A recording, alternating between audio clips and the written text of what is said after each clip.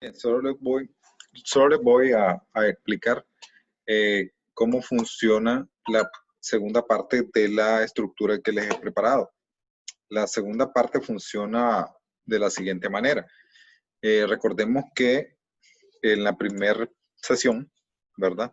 Abordamos la parte de la arquitectura de hierro, abordamos un poco el historicismo, abordamos también un poco de la arquitectura modernista de Antonio Gaudí, y en este momento ya vamos a ver la segunda parte que tiene que ver con la arquitectura de la influencia de la Escuela de Chicago norteamericana y finalmente los arquitectos representantes de la Escuela de la Bauhaus, ¿verdad? En Alemania, ¿verdad?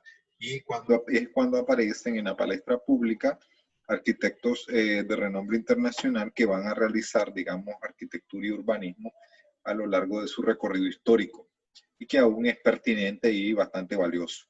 Entonces iniciemos. La Escuela de Chicago es es la denominación histórica de un estilo arquitectónico que se desarrolla justamente en la ciudad de Chicago a finales del siglo XIX y comienzos del siglo XX, y es la pionera en introducción de los nuevos materiales y técnicas de construcción de grandes edificios comerciales y los primeros rascacielos en Estados Unidos, cabe aclarar, ¿verdad?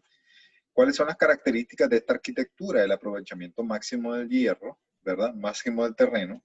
Quiere decir que la ocupación, ¿verdad?, del suelo es prácticamente 100%. La arquitectura se vuelve más funcional que ornamental. Las edificaciones con mayor resistencia al fuego por el uso del metal como el vidrio, el predominio del uso de la estructura metálica, el muro ya no es un elemento estructural, las ventanas empiezan a ser mucho más grandes, son las precursoras de las famosas muros cortina de vidrio.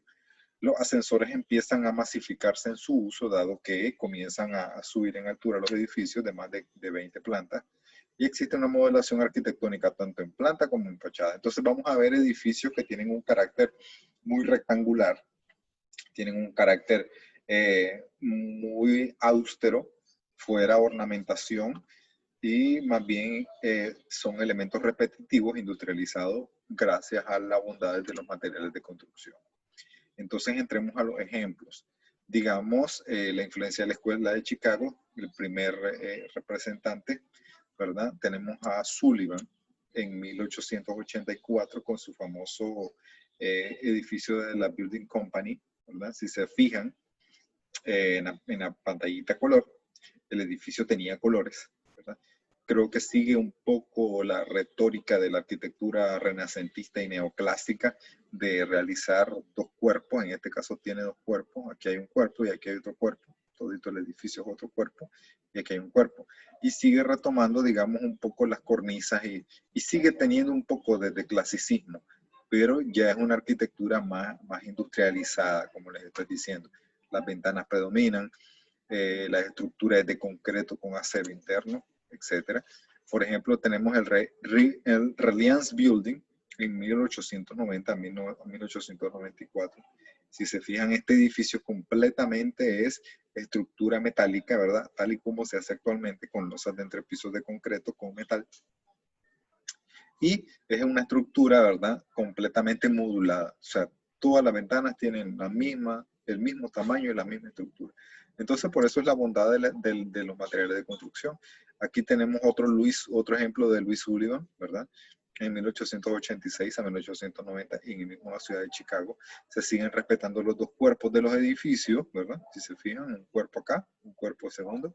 Y aquí se siguen respetando, digamos, los órdenes neoclásicos y renacentistas. Abajo son una serie de arcadas y en la parte superior ellos rematan también con una serie de arcadas, ¿verdad?, en su edificio.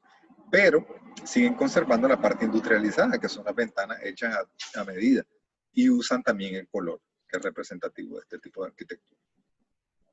Entonces, la Escuela de Chicago lo que hace es rescatar un poco lo que hace el neoclasicismo europeo y un poco lo que hace el eclecticismo europeo y lo traslada a Norteamérica con los materiales modernos que existen, que son el vidrio, el acero y el hormigón armado. Ahora, siguiendo con la temática, vamos a las influencias del estilo internacional. ¿Qué es un estilo internacional? En este caso, el estilo internacional de la arquitectura moderna se encuadra dentro del funcionalismo arquitectónico. que propugna una forma de proyectar universal, o sea, que funcione en todas partes del mundo, ¿verdad? Y desprovista de rasgos regionales. O sea, es una arquitectura enlatada que puede caber y funcionar en cualquier parte del mundo. Y comenzó a tomar forma a partir de 1920. Entonces vamos a contextualizarlo. 1920 acaba de pasar la Primera Guerra Mundial de 1914. Apenas el mundo se está recuperando. Quiere decir que la Escuela de Chicago también es parte de los primeros arquitectos y la primera arquitectura que se realiza post-guerra, de la Primera Guerra Mundial. ¿Cuál es la característica o la diferencia de esta arquitectura con la arquitectura de la Escuela de Sullivan? Es una arquitectura más ortogonal, superficies lisas y pulidas, desprovista de ornamento, y que es voladizos, hormigón armado. Bueno, sigue utilizándose el hormigón armado. Ya aparece el voladizo, si se fijan, aparece el voladizo. Es un nuevo concepto de la arquitectura, el volumen y no la masa. Regularidad en vez de simetría axial, como forma principal de orden de diseño. Y excluir arbitrariamente la decoración. Votan todo lo que es la decoración. Sus principales representantes, Walter Gropius, con su escuela, ¿verdad? De la Bauhaus, Louis Mies van der Rohe, Le Corbusier. Tenemos a Richard Neutra, tenemos a J. Out, tenemos a Rudolf Schninder y Philip Johnson, ¿verdad? Que realmente mi mejor representante de arquitectura moderna y que logró pasar toditas las etapas de la arquitectura moderna internacional hasta llegar a nuestros días es el arquitecto Philip Johnson, ¿verdad? El cual hace una reingeniería en su arquitectura hasta llegar a producir sus últimas dos torres, ¿verdad? Que se encuentran construidas y diseñadas por él. Lástima, ¿verdad? Que fue uno de los últimos arquitectos de esta escuela internacional que fallece en el 2005. Empecemos con Gropius. Gropius funda la escuela de la Bauhaus y lo que hace es hacer una arquitectura internacional conforme a la geometrización de la forma, elementos regulares, utilización del muro cortina, ¿verdad? Por primera vez ya popularizado el muro cortina en historia, utilización de ascensores, utiliza la parte horizontal, o sea, es horizontal su edificación más que vertical, porque la forma, digamos, lo que él busca es función, soleamiento, ventilación y forma. Entonces, por eso utiliza este tipo de organización espacial, ¿verdad? Es uno de los padres del funcionalismo. En cambio, ¿verdad? Mies van der Rohe no cree tanto en la horizontalidad y más bien cree en la verticalidad. Entonces, sus edificaciones van a usar el mismo estilo del muro cortina, en este caso vertical, ¿verdad? La industrialización del vidrio, pero de manera vertical. Y la optimización al máximo posible de los espacios. Aquí tenemos uno de los bocetos del planteamiento original de Mies van der Rohe de la torre. Luego viene el planteamiento del maestro Le Corbusier, ¿verdad? Y lo plantea, digamos, en Francia, donde desarrolla la mayor parte de su obra arquitectónica y plantea 5 elementos, ¿verdad? El pilote, la azotea jardín, el patio libre, la planta libre, la primera planta libre, la fachada libre, no tiene ornamentación ni absolutamente nada, y la ventana apaisada. O sea, él no cree en ventana vertical, él cree en ventana apaisada, que da la vuelta a toda la edificación. Y un ejemplo de eso es la Vía Savoie. La Vía Savoie tiene toditos esos elementos arquitectónicos que él plantea. Luego tenemos a Rudolf Schindler. Rudolf lo que hace es retomar los planteamientos de la escuela de la Bauhaus junto con la de Le Corbusier y hace su propio planteamiento. Y como se fijan, igual crea voladizo, ventanas apaisadas, crea plantas libres, crea organización funcional espacial, dispersión de la forma, iluminación intensa, espacios grandes y abiertos, plantas libres, quizá no usa pilotes, pero usa bastante de los criterios que plantea Le Corbusier en su obra. Y por último, viene el arquitecto Richard Neutra, ¿verdad? Y Richard Neutra en Estados Unidos viene su versión de la arquitectura internacional y hace esto. ¿Qué podemos identificar de la arquitectura internacional? Ventanas apaisadas, Aquí hay un empilotado, quiere decir que hay una planta libre, hay una azotea. El uso de la azotea se puede tomar como que es una planta jardín, ¿verdad? Una azotea jardín. Tenemos el muro cortina, carece de elementos decorativos y es una arquitectura blanca. Ahí resumí todos los elementos de la arquitectura moderna.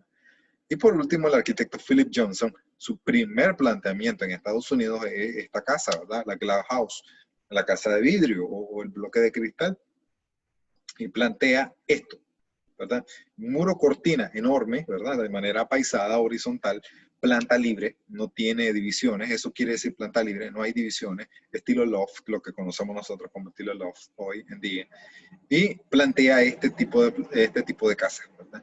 Planta libre completamente, lo único que pueden decirme ustedes es la ventilación, ¿sí? Pero en este momento el funcionamiento era más, digamos, a seguir los requerimientos que te daba la escuela internacional sobre el apaisamiento, la visibilidad por todas las caras de la vivienda, la planta libre, también la estética de no poner ninguna decoración ni en paredes, ni en ventanas, ni absolutamente nada, y el uso de acero, vidrio y concreto. Entonces ahí están cumplidas todos los requerimientos.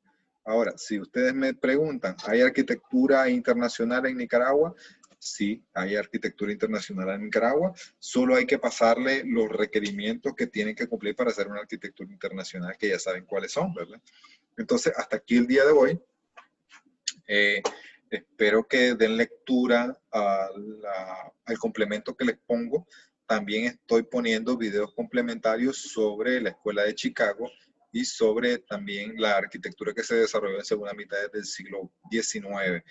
Y en la próxima sesión de clase y última sesión de clase ya vamos a abordar, digamos, lo que pasó después de 1960 hasta llegar, digamos, a la muerte del posmodernismo y las últimas tendencias de arquitectura high-tech con las expresiones, digamos, de la escuela rusa y de las experiencias rusas que se vivieron a nivel de arquitectura. Entonces, hasta aquí el día de hoy y espero verlo en la próxima sesión de clase.